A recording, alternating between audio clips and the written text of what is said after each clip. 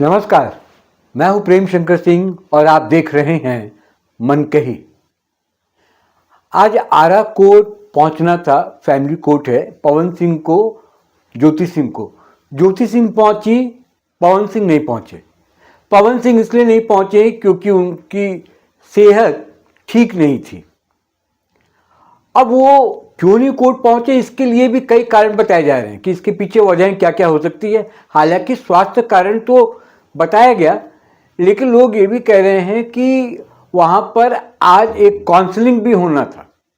Court की ओर से counselling कराने की बात हो रही थी कि सुलह हो सके, यानी कि ये जो तलाक का मामला है दोनों के बीच में, ज्योति सिंह और पवन सिंह के बीच, ये तलाक न हो, आपस में बातचीत के जरिए चीज़ें ठीक हो जाएं, सुलह हो जाए और जो तलाक मांग रहे हैं बार बार पवन सिंह अपनी पत्नी ज्योति सिंह से, वो ना हो।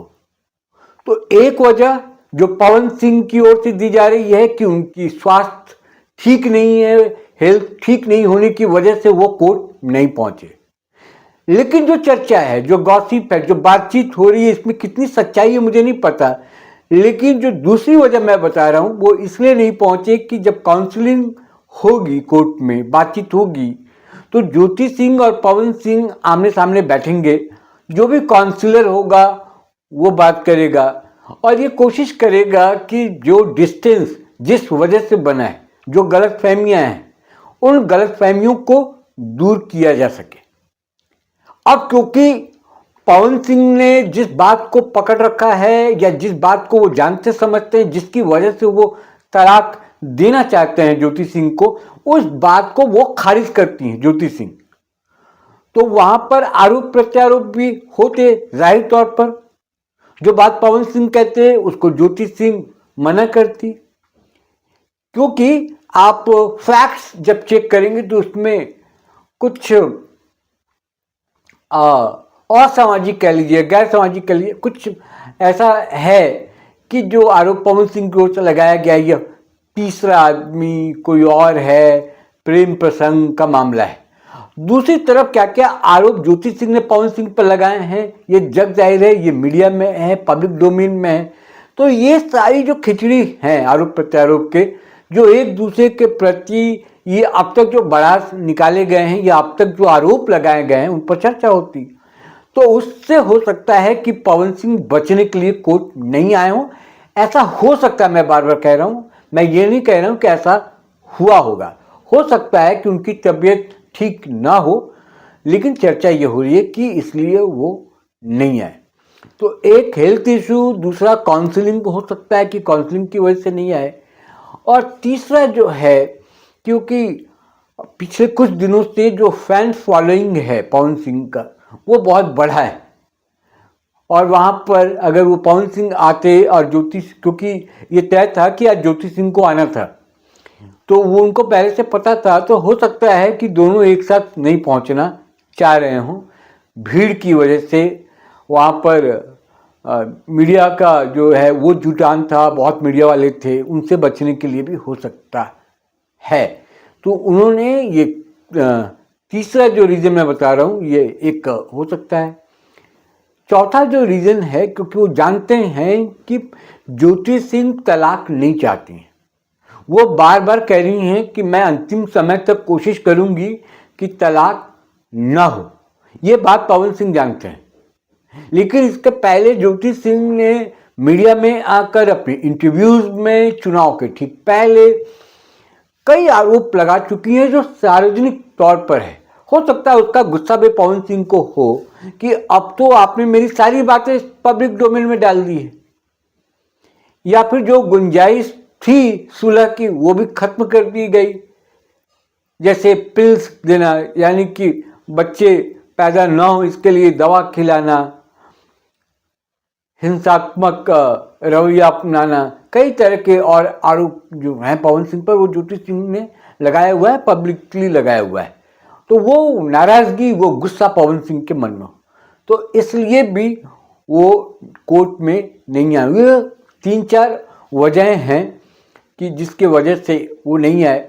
हालांकि एक वकील वहाँ पर बता रहे थे कि उन्होंने वीडियो कॉल पे भी शायद अपनी स्थिति दिखाई कि मैं एडमिट हूँ हॉस्पिटल में और मेरी तबीयत ठीक नहीं है, इसलिए मैं नहीं आया। वहीं दूसरी तरफ ज्योति सिंह ने कोर्ट को कहा कि मैं तलाक नहीं चाहती और अंतिम समय तक मैं चाहती हूँ कि मेरी कोशिश रहेगी कि मैं पवन सिंह के साथ रहूँ और वो मुझे अपना ले।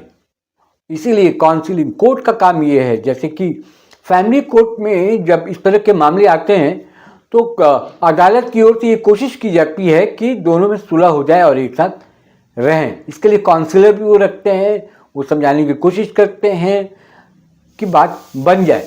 तो ऐसा कुछ वहाँ पर हुआ होगा, इसलिए वो नहीं आए होंगे। खैर, ये सब रीज़न रहे होंगे। अब 24 फरवरी को अगली तारीख दी गई है और 24 फरवरी को अब क्या होता है ये देखना होगा। लेकिन जो पवन सिंह को चाहने वाले लोग हैं, जो ज्योति सिंह को चाहने वाले लोग हैं, वो चाहते हैं कि ये दोनों एक हो जाए।